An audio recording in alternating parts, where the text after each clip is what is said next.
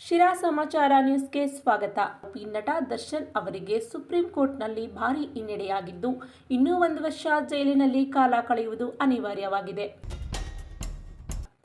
ಜಾಮೀನು ನಿರೀಕ್ಷೆಯಲ್ಲಿದ್ದ ರೇಣುಕಾಸ್ವಾಮಿ ಕೊಲೆ ಪ್ರಕರಣದ ಪ್ರಮುಖ ಆರೋಪಿ ನಟ ದರ್ಶನ್ ಅವರಿಗೆ ಸುಪ್ರೀಂ ಕೋರ್ಟ್ನಲ್ಲಿ ಭಾರೀ ಹಿನ್ನಡೆಯಾಗಿದ್ದು, ಇನ್ನೂ 1 ವರ್ಷ ಜೈಲಿನಲ್ಲಿ ಕಾಲ ಕಳೆಯುವುದು ಅನಿವಾರ್ಯವಾಗಿದೆ.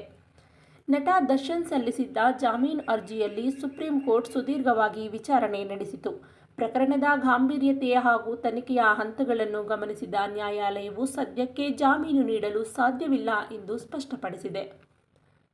ಅಲ್ಲದೆ ದರ್ಶನ್ ಅವರು 1 ವರ್ಷದ ನಂತರವಷ್ಟೇ ಮತ್ತೆ ಜಾಮೀನಿಗಾಗಿ ಸುಪ್ರೀಂ ಕೋರ್ಟ್ ಮೆಟ್ಟಿಲೇರಲು ಅವಕಾಶವಿದೆ ಎಂದು ತಿಳಿಸಿದೆ.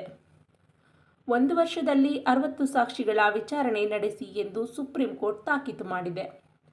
ಕೆಳಹಂತದ ನ್ಯಾಯಾಲಯದಲ್ಲಿ ಜಾಮೀನು ಸಿಗದ ಹಿನ್ನೆಲೆಯಲ್ಲಿ ದರ್ಶನ್ ಸುಪ್ರೀಂ ಕೋರ್ಟ್ ಮೆಟ್ಟಿಲೇರಿದ್ದರು. ಆದರೆ ಅಲ್ಲಿಯೂ ಅವರಿಗೆ ಹಿನ್ನಡೆಯಾಗಿದ್ದು, ಇಂದೂ ಕೂಡ ಜಾಮೀನು ಭಾಗ್ಯ ಲಭಿಸಿಲ್ಲ.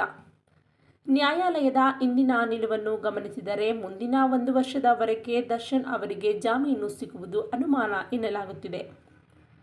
ಪ್ರಕರಣದ ತನಿಖೆ ಹಾಗೂ ಸಾಕ್ಷಿಗಳ ಗಾಂಭೀರ್ಯತೆಯಿಂದಾಗಿ ನ್ಯಾಯಾಲಯವು ತಕ್ಷಣದ ಬಿಡುಗಡೆಗೆ ಸಮ್ಮತಿಸಿಲ್ಲ.